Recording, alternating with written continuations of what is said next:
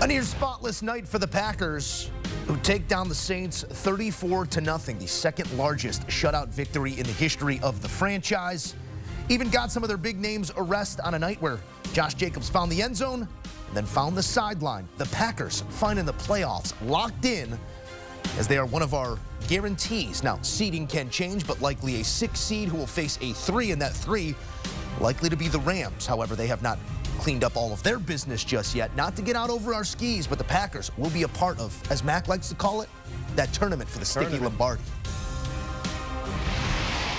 All right, Mac. Yes, sir. You check that box, and immediately you look to the road ahead. If you're Green Bay, and you're probably sitting there at 6, taking on a 3 that will more likely than not be LA, how do you balance momentum and health down the stretch with 2 weeks to play, a big one in the NFC North against the Vikings, and then the Bears in Week 18? Well, you still want to be competitive. You want to take care of your business against a divisional foe. Those games always mean something in terms of your overall resume as a coach and as a team. But to your point, they have stamped their seat into the tournament. Worst case scenario, you could be a 7 seed. But when you look at the matchups right now, understanding and knowing where they're currently sitting in the playoffs, you have to like your chance against any team, in my opinion, because you've been a very, very good team, a double-digit win team this season. Outside of being in the most competitive division in the NFL, you have a record that's good enough to win a division, just not the NFC North. So for the Green Bay Packers, you know, you look at guys like Josh Jacobs, you know, when you look at the final 2 ball games,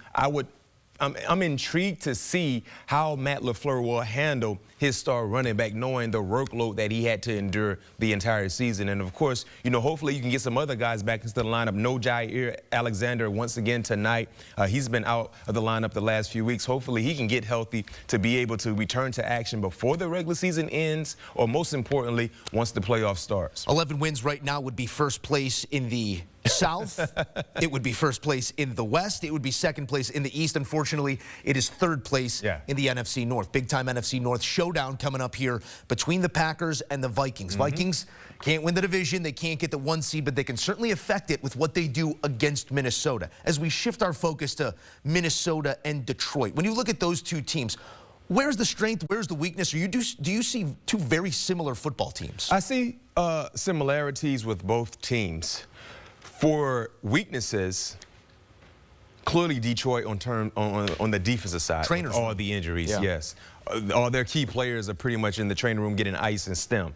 You know, in terms of a weakness for the Minnesota Vikings, it's almost like you still have that question mark for Sam Darnold. And that's what I don't, but a lot of naysayers do. Exactly. They're waiting. It's a pretty comprehensive package there in Minnesota. Yes. But for some reason, one eyebrow raised because of what we've seen in the past from Sam Darnold. I know, and that's why I feel like he is who he is at this point in the season. He's been steady Eddie the entire year, very, very consistent, super efficient, and most importantly, Joe, he's playing with an abundance of confidence. That's why we're seeing a Sam Darnold we've never seen before, even going back to his USC days. So in terms of that, you know, both quarterbacks have been really, really good.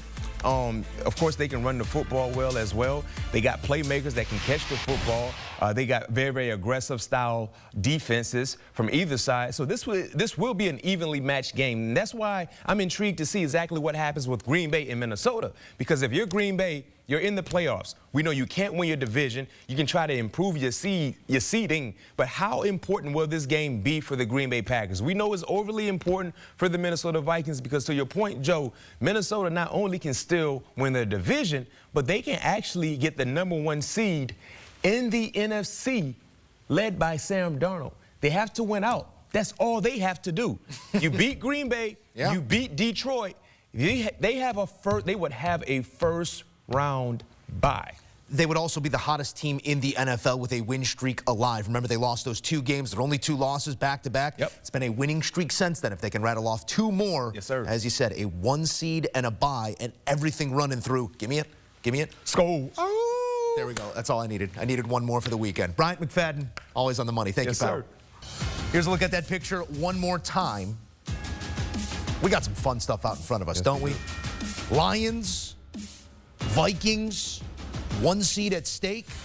The Eagles, with that loss here in Week 16, playing themselves out of that conversation, barring a tie between Lions and Vikings. And if the playoffs were to start today, you got the Eagles, Commanders, Packers, Rams, Vikings, Falcons. You go, I mean, look at those matchups if it were to end today. Eagles, Commanders.